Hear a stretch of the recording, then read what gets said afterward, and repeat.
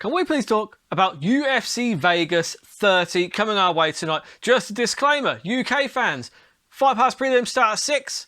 The prelims then start at kind of 7, I think, but the main card starts at 9 o'clock UK time. So we're in for a treat because it's fights on time. We get to watch 2 big heavyweight fights and get a good night's sleep. Huh? What is better than that? I ask you. Answer? Nothing. But I'm going to have a quick look through this card.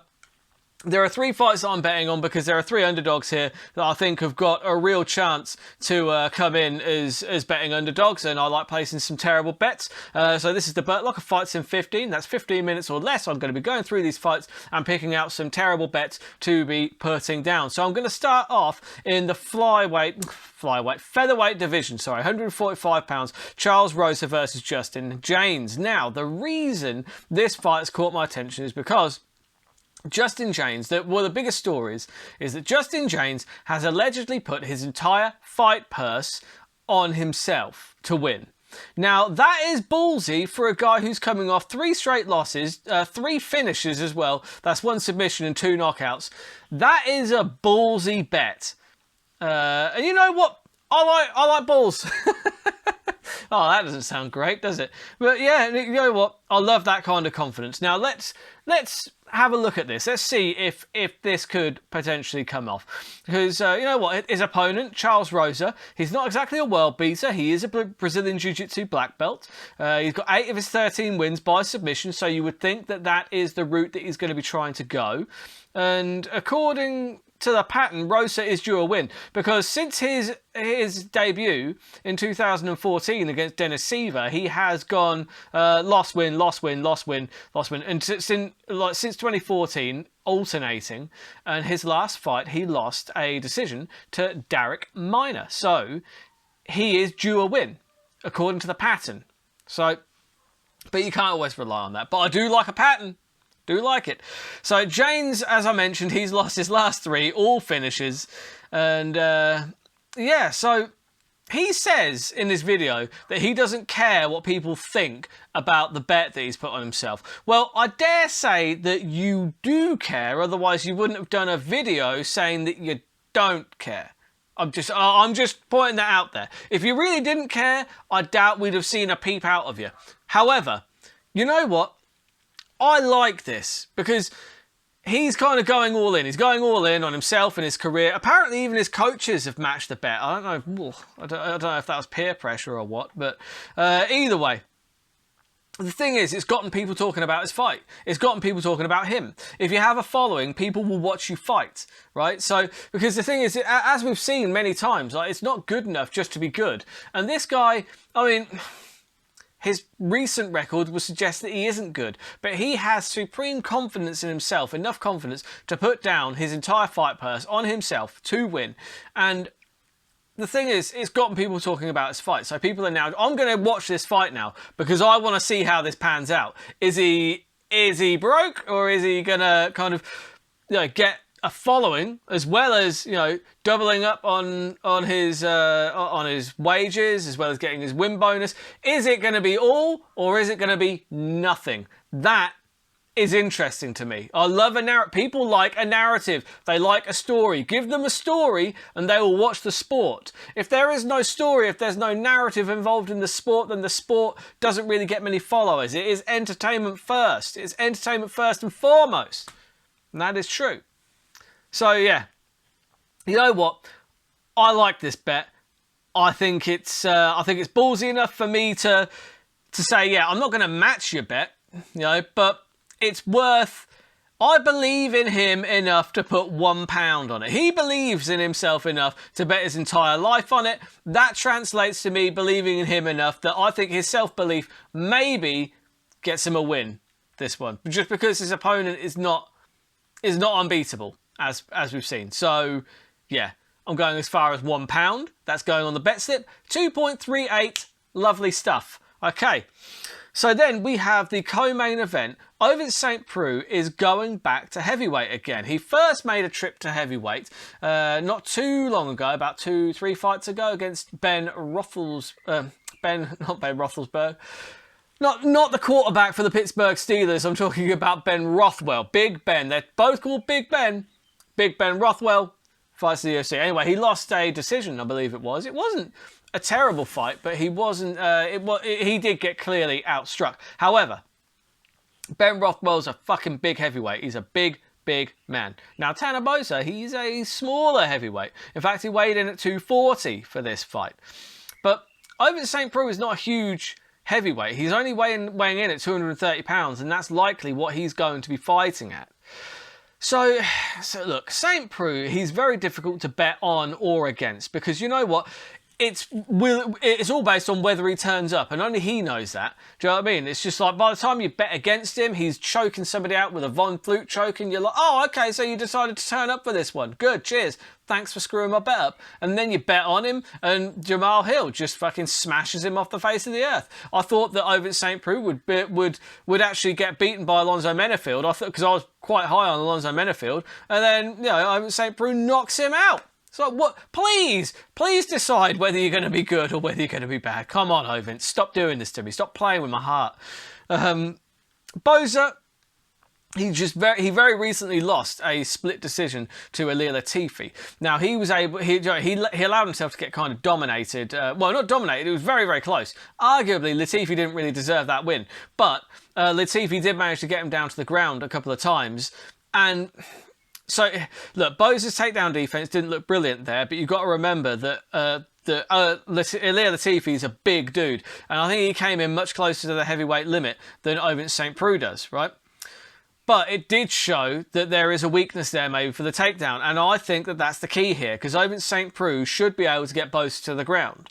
That's my rationale anyway. And once it's on the ground, Ovince St. Preux is so good at finding those chokes, whether it be the Von Flute, whether it be rear naked, arm triangle. He's just very good at getting chokes. He's very proficient there. And once he goes down there, I don't think that Tanner Boser is going to be able to stop him. That is where my money is going here. I am taking Ovince St. Preux by submission, and that is +6. That's going on the bet slip. And then we have got the main event of the evening. Now, this is a really interesting main event to me. Really interesting because you've got Cyril Gane, who's the poster boy of the division right now. I mean, he's the next kind of guy that they're giving a real push because he's got the look, he's got the style, and he's got the kind of the reputation, the unbeaten streak. He's got everything going in his favour to make a really good run at that title. And he is really good. Don't get me wrong here. I feel like Cyril Gane, he is potentially championship material. He's very good at staying on the outside and picking his shots. His striking is very technically good. His footwork is very good to allow him to stay out of danger. Now, the problem here is his opponent. The problem here is that Cyril Gane is usually as big or larger than his opponents. He's 6'3", weighs in about 250 usually. He's a pretty big guy, but he's also very good at being able to stay out of like kicking range and punching range and allowing himself to get in and out and strike without getting hit himself. He did it beautifully against Jairzinho Rozenstruik when they last fought, and he fought to an impressive 5-round decision. But the impressive part about it was that he didn't really take any damage whatsoever. I think it's going to be more difficult to do that in this fight because you've got to bear in mind that Alexander Volkov, he is the dark horse of the division also, right? He's only been beaten by 2 guys. He got beaten by Curtis Blades. Curtis Blades was like, he kind of out-wrestled him. Curtis Blades is a phenomenal wrestler, and he's a big lump himself. What is he, like 6'4", 6'3", and he weighs in at the heavyweight limit as well himself. So he was able to get Volkov to the ground and dominate him there. And since that fight, Volkov seems to have been coming in a little bit heavier. He does seem to be filling out a little bit more because honestly, against Walt Harris, Volkov looked absolutely monstrous. He's such a big man. He is 6'6", every bit of 6'6", and he pushes the weight. He actually weighed in at the weight limit, 265 this week. So in the octagon, he's probably going to be close to 280. He is really filling out, and that size is going to make it very difficult for anyone, and Curtis Blades included these days, to get him down to the ground. And I think that's really the only place that he has any trouble. He tends to have trouble with wrestlers and heavy hitters, right? I mean, one-punch heavy hitters. Derek Lewis was the other man that beat Volkov, and he caught him with a huge shot after Volkov had dominated that entire fight, right? Now, Derek Lewis is one of the hardest hitters in the history of the UFC. Don't get that twisted. He is tied for the most knockouts in UFC history, and the man can put people out with one punch. That is one punch knockout power, right? So, as we've just established, the only two people that Volkov really has any issues with are really outstanding wrestlers, big outstanding wrestlers, and people with one-punch knockout power, and I don't think Cyril Gane is either of those things. Cyril Gane is going to have to try and stay on the outside and pick Volkov off. I don't think he's got the power to get inside and trade with Volkov. And Volkov, he's a very underrated striker himself. His strikes come from a ridiculous range, because he's so big. You've also got to bear in mind that it's Gane, his style, his bread and butter is getting in and getting out and staying on the outside. How do you fight on the outside against a guy who's 6'6" and 265? Right, well, 280 when he's in the octagon. And also, how do you do it in that small octagon in the Apex Center? Because they are in the Apex, and that small octagon is a real factor, because he's not going to be able to get away from Volkov, I don't think. Volkov is going to have a good night at the office here. And this is why this one is my pick of the week.